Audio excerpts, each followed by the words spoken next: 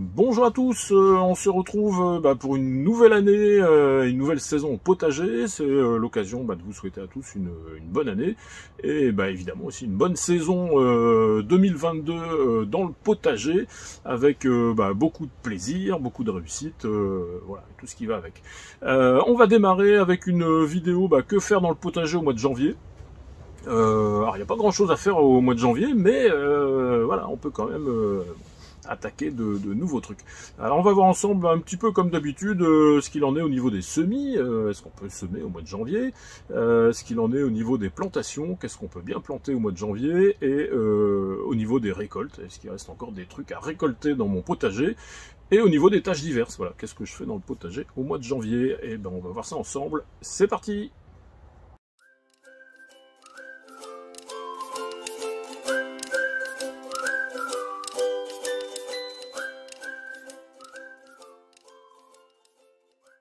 Alors le mois de janvier, c'est un petit peu la continuité du mois de décembre. Les températures elles sont encore plutôt fraîches, il n'y a pas beaucoup de lumière. On a passé le solstice d'hiver le 21 décembre. Là on est encore tout début janvier, les jours commencent à remonter, mais c'est voilà, c'est quelques petites minutes par jour, donc pour l'instant on sent à peine que les jours ont rallongé. La nature c'est pareil, elle s'en rend pas encore trop compte. Arrivé à fin janvier, ça va être beaucoup plus marqué, là on va commencer à prendre plusieurs minutes par jour, et puis voilà, après c'est février où ça va vraiment démarrer, mais là pour l'instant voilà, début janvier c'est encore très juste au niveau de l'ensoleillement. Alors du coup, est-ce qu'on peut pour autant commencer à semer?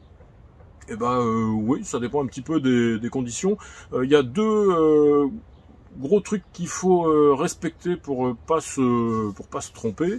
Vous allez avoir le type de variété que vous allez utiliser. Alors, évidemment, au mois de janvier, il faut bien regarder ce qu'on va semer comme graines et utiliser des variétés qui sont plutôt résistantes au froid et qu'on peut vraiment semer à cette période.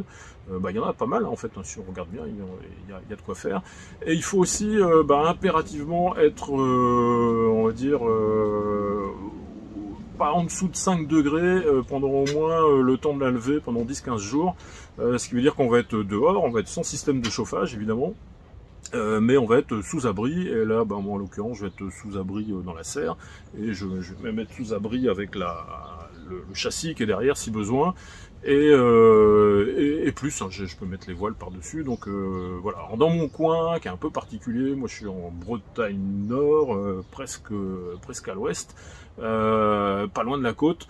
Voilà, moi je prends pas un grand risque. Il y a d'autres endroits de France où clairement, voilà, commencer à faire des semis début janvier, voire même au mois de janvier, c'est juste, il n'y a pas de grand intérêt. Ça relève un peu du défi, mais voilà, moi dans mon coin, c'est pas quelque chose d'anormal. On peut le faire. On a un espèce de microclimat. On a un peu décembre, janvier, on a le même temps que dans le sud, au niveau du pourtour méditerranéen, quand on regarde la météo, voilà, c'est les mêmes températures. Après, voilà, le climat méditerranéen dans mon coin, il dure que 2 mois. Ensuite, on n'est plus vraiment sur le même climat, mais voilà, en tout cas, là, on a une période qui est vraiment assez douce, et on peut en profiter. Il y a peu de chances que j'ai du gel. Donc, dans mon cas, voilà, je peux faire des semis sans grande crainte. Alors du coup, qu'est-ce que j'ai semé? Alors j'ai semé des poireaux précoces, des Swiss Giant. Voilà, ça devrait me donner des poireaux. C'est des poireaux qu'on peut semer à partir du mois de janvier. Ils sont super précoces et qui vous donnent des premières récoltes fin de printemps, début d'été. Je remettrai d'autres poireaux après, mais ce sera des poireaux d'hiver, dans un petit peu, ouais, donc dans un mois et demi à peu près. J'ai semé aussi de la laitue, et je vais aussi semer, alors ça je les ai pas encore reçus, je vais semer de l'oignon de Roscoff. Alors c'est de l'oignon de Kéravel, parce que l'oignon de Roscoff c'est une AOP. Moi je suis pas dans l'AOP de Roscoff, je suis juste à côté, mais je suis pas dans l'AOP de Roscoff. Donc c'est l'oignon de Kéravel, c'est l'équivalent, c'est la graine, que je vais semer là pareil, courant janvier, ou en tout cas avant la fin du mois de janvier. C'est ce qui se pratique. C'est ce qui se permet d'ailleurs, sur la côte, on a pas mal de cultures comme ça, les pommes de terre de l'île de Bas, les oignons de Roscoff, plus plein d'autres cultures voilà, qui sont spécifiques à la bande côtière, qui bénéficient d'un climat qui est plutôt doux et qui permet justement de démarrer des cultures de manière assez précoce. C'est assez propre au secteur ici. Alors je sais que c'est pas le cas partout dans toute la France, il y a des coins où semer là ça relève un peu du défi et de l'exploit, mais vraiment moi dans mon coin c'est pas c'est quelque chose qui est assez classique. On peut commencer dès maintenant sans prendre de grands risques et en respectant juste la règle des 5 degrés et puis la règle de mettre des variétés qui soient adaptées au secteur. Alors concernant maintenant les repiquages, il n'y a plus grand chose. Alors là le mois de janvier on commence à arriver au bout de ce qui reste à repiquer. Moi il me restait quelques salades, les dernières laitues là, à mettre en place. Au fur et à mesure que les trous se vidaient, j'ai terminé les dernières là tout début janvier, donc voilà, au niveau des plantations, le mois de janvier va vraiment plus y avoir grand chose, ça va être le calme plat, ça va redémarrer à partir de février, si les semis de salade sont bien partis, on va pouvoir commencer à en remettre quelques-unes en pleine terre, dans la serre ou dehors sous abri. Alors concernant maintenant les récoltes, le potager au mois de janvier il continue à produire. Tout ce qui est partie extérieure, on est en train de finir ce qui était déjà en cours, donc chou de Bruxelles, on arrive vraiment à la fin. Les betteraves, c'est presque terminé aussi. Les poireaux, il en reste encore pas mal. Les choux, j'ai encore quelques choux pommes qui doivent arriver, qui vont finir de grossir là avec le retour du soleil, ça va faire du bien, ils vont faire de belles têtes. Il va me rester un chou-fleur qui traîne. Les blettes, il n'y a plus grand chose, tout a été ramassé, et puis bon, elles poussent plus trop maintenant. À l'intérieur de la serre, on a tout ce qui est salade, ça produit. À l'extérieur, j'ai oublié, on a des rouges de Vérone et de la mâche aussi en extérieur, on est en train de se servir là-dessus. Et à l'intérieur, dans la serre, on a pas mal de salades, chicorée, laitue, de la rouge de Vérone aussi, de la mâche aussi. On a fini aussi les derniers choux chinois de la serre. J'en avais pas mis assez, il faudrait que j'en mette plus, j'en avais mis une douzaine, ils ont pas tous bien poussé, mais ouais, j'aurais pu en mettre carrément plus, ça se mange, nous en tout cas les choux chinois, on est des mangeurs de choux chinois, ça se mange sans faim. Au niveau des navets, ouais, il va falloir encore attendre un petit peu, mais voilà, ça continue à récolter, il y a encore pas mal de choses et il y a encore pas mal de récoltes à venir dans la serre. Alors il y a même eu des fraises, il y avait une fraise le 31 décembre, il y avait une fraise, c'est un peu un accident ça, j'ai quelques fraises encore qui a... elle bénéficie de la douceur de la serre, puis de la douceur du temps aussi. On a eu un temps qui était un peu comme tout le monde partout en France, assez exceptionnel, ce qui explique qu'on ait des fraises, parce que des fraises en décembre, voilà, c'est pas tout à fait normal. Ah, il reste des radis aussi.